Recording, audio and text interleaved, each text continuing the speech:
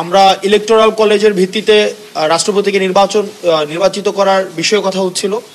তো আলোচনাটা এক পর্যায়ে চলে যায় হচ্ছে যে পার্লামেন্টে উচ্চকক্ষ থাকবে কি থাকবে না সেই বিষয়টিতে, এবং আলোচনার এক পর্যায়ে এটা মোটামুটি একটা সিদ্ধান্তে এসছে। মোটামুটি পূর্ণাঙ্গ ফর্মাল সিদ্ধান্ত এখনো আসেনি যে উচ্চকক্ষ থাকবে 100 সদস্য বিশিষ্ট, এবং এই 100 সদস্যকে কিভাবে নির্বাচিত করা হবে সেটা নিয়েও কথা হয়েছে। যে আমরা বলেছি আমাদের জায়গা থেকে যে সেটা হচ্ছে নিম্নকক্ষে সিটের আনুপাতিক ভিত্তিতেই হচ্ছে আমরা উচ্চকক্ষে আমরা মানে ভোটের যেই আমাদের ভোট টোটাল যেই ভোট পাবে সেই ভোটের অনুপাতিক ভিত্তিতে হচ্ছে উচ্চকক্ষে সিট, সেই বিষয়ে হচ্ছে আমরা আমাদের মতামত দিয়েছি। আর পরবর্তীতে আবার আলোচনাটা হচ্ছে যে প্রধানমন্ত্রীর মেয়াদ নিয়ে কথা হয়। তো প্রধানমন্ত্রীর মেয়াদ নিয়ে এটা আগামীকাল হচ্ছে আলোচনায় চলবে। তবে বেশিরভাগ আমরা যে আলোচনাগুলো শুনেছি সেখানে হচ্ছে প্রধানমন্ত্রীর 2 বারের বেশি, কারণ আপনারা জানেন যে অতীতের যে রাষ্ট্র কাঠামো সেখানে প্রধানমন্ত্রী যদি 2 বারের বেশি আমরা দেখেছি, আমাদের খুব বেশি যে দেখেছি যে ক্ষমতা এককেন্দ্রিক হয়ে যায়, রাষ্ট্র ফেসিবাদী কাঠামোর দিকে যায়।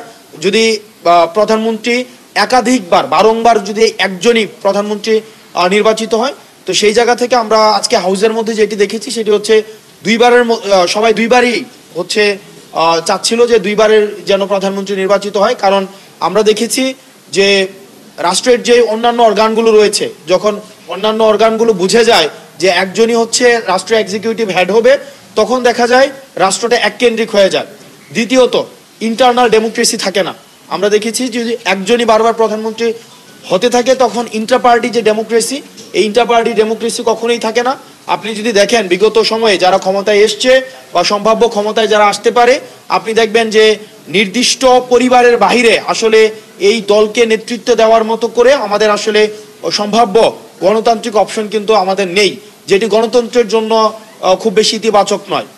আবার আপনি যদি দেখেন যে আমাদের যেই রাষ্ট্র কাঠামো রয়েছে সেখানে আমাদের সংসদে আমাদের 70 অনুচ্ছেদের মধ্য দিয়ে, যেটা যদিও গতকাল আলোচনার মধ্য দিয়ে একটা পর্যায়ে এসেছে, যেখানে তাও এখানে নো কনফিডেন্স ভোটের কোনো ব্যবস্থা রাখা হয়নি।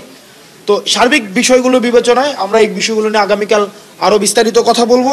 যে আমরা বিস্তারিতভাবে কথা বলবো যে যে এই যে কেন আমরা 2 বারের বেশি চাচ্ছি না, যে 2 বার সর্বোচ্চ 2 বার থাকবে। আমি পুনরাবৃত্তি করছি যে আজকে 2টা বিষয়ে মূলত হচ্ছে গতকালের বিষয় হচ্ছে পুনরাবৃত্তি হয়েছে।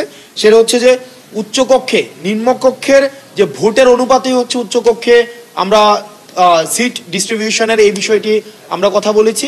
আর দ্বিতীয়ত হচ্ছে আলোচনার আজকে সূত্রপাত হয়েছে, যেটা হচ্ছে আমরা আশা করি রবিবারে সেটার একটা সিদ্ধান্ত আসবে প্রধানমন্ত্রীর 2 বারের বিষয়টি নিয়ে।